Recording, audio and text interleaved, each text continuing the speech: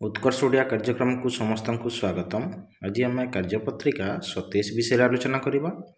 ये गोटे तापमात्रार सारणी देछि जो 10टी स्थानर ना देछि एवं गोटे सप्ताहर से तापमात्रा देछि। प्रत्येक दिनर सर्वोच्च एवं सर्वनिम्न तापमात्रा देछि। सारणी को देखिकरी तले किछि प्रश्न देछि। प्रश्नर उत्तर आम खोजा चेष्टा करवा। ठीक अच्छे, आम आरंभ करवा। प्रश्न नंबर 1, सारणटी रे कौन प्रदर्शित करा जाइछि? उत्तर हम सारणटी रे 10टी सहर एक सप्ताहर प्रत्येक दिनर तापमात्रा प्रदर्शित करा जाइछि। प्रश्न नंबर 2, तापमात्रा केउथिरे प्रकाशित करा जाइछि? तापमात्रा सेल्सियस रे प्रकाशित करा जाइछि। पुणी जिबा प्रश्न नंबर 3 को, सारणी रे केउ सबु सूचना दिया जाइछि? सारणी रे 10टी सहरर दैनिक सर्वोच्च और सर्वनिम्न तापमात्रार सूचना दिया जाइछि।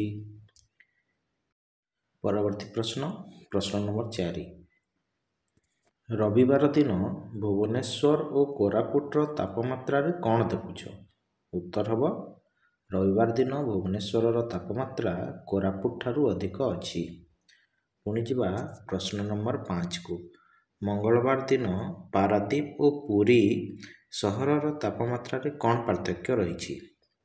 मंगलवार दिन पारादीप और पुरी सहरर तापमात्रा रे 2 डिग्री सेल्सियस रो पार्थक्य रही। पुणी जिबा प्रश्न नंबर 6, गुरुवार दिन केउ सहरर सर्वनिम्न तापमात्रा रे समानता रही? उत्तर हम गुरुवार दिन कौनसी सहरर सर्वनिम्न तापमात्रा रे समानता नहीं। प्रश्न नंबर 7, मंगलवार दिन समस्त सहरर तापमात्रा रे कौन सबु देखुछ?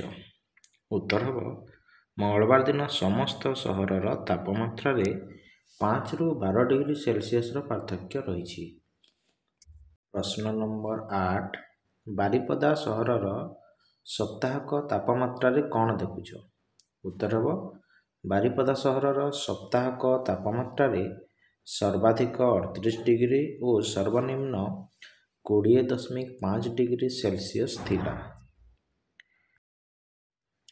प्रश्न नंबर 9, कटक और भुवनेश्वर सहर तापमात्रा रे कौन पार्थक्य देखुछ? उत्तर हम कटक और भुवनेश्वर सहर मध्य रे भुवनेश्वर तापमात्रा अधिक रहुछि। तापरे जिबा प्रश्न नंबर 10, एही सारणी रे केउ केउ सहरर तापमात्रा कथा कहा जाइछि? उत्तर हम भुवनेश्वर, कटक, बालेश्वर, गोपालपुर, पुरी, बारिपदा, केउझर, कोरापुट, संबलपुर एवं पारादीप। प्रश्न नंबर 11, सारणी रे लेखा थिबा सहर गुडी को नाम को अभिधान क्रम रे सजाई लिखिबा। अभिधान क्रम रे आमे हमर डिक्शनरी हिसाब से लिखिबा। ताहले आमे आरंभ करिबा।